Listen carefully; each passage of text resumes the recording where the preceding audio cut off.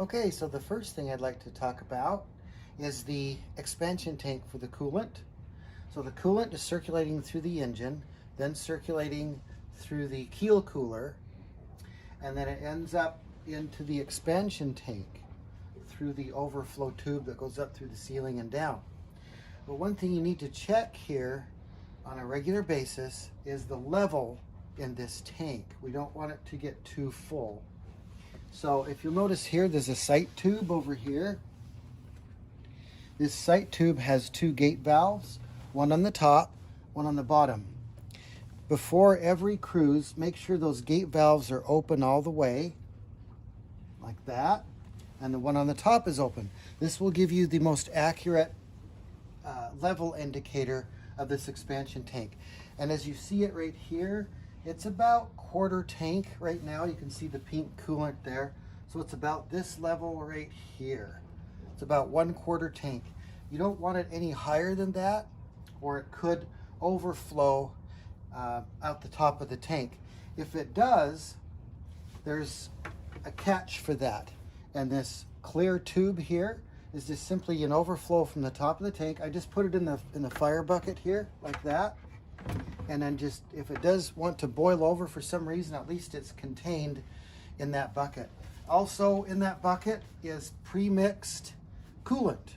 So if for some reason you have to add coolant to the expansion tank, there's some in the bucket. There's a gallon here. There's also 2 more gallons up in the forecastle, and it's all pre-mixed. Next, I'm going to show you where, if you do need to add some to that tank, where you would add it. Okay, one quick thing you want to remember before you actually go out on the water with the engine running, make sure that these 2 gate valves, the one on the top and the one on the bottom, are closed all the way. Otherwise, this glass tube, if for some reason this glass tube shatters, coolant will run everywhere out of that expansion tank. So with the engine running and you've determined the level, make sure you close this valve, and then the one up on top, close that valve as well.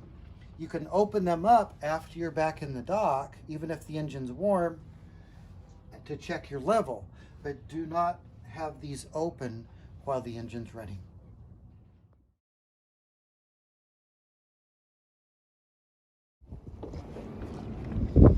Okay, so if we do need to add coolant to that expansion tank that you just saw, there's a blue funnel, a nice small end on it, that's located just under the expansion tank. You'll see it under there when you go under the chart table.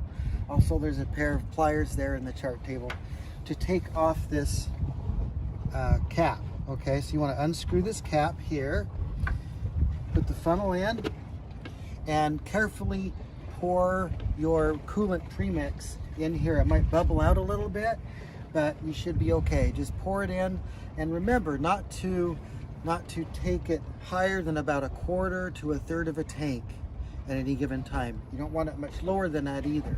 So if you do need to add, this is where you would add it to. When you're done, just put the plug back in. It doesn't have to be real tight, just kind of hand tighten it.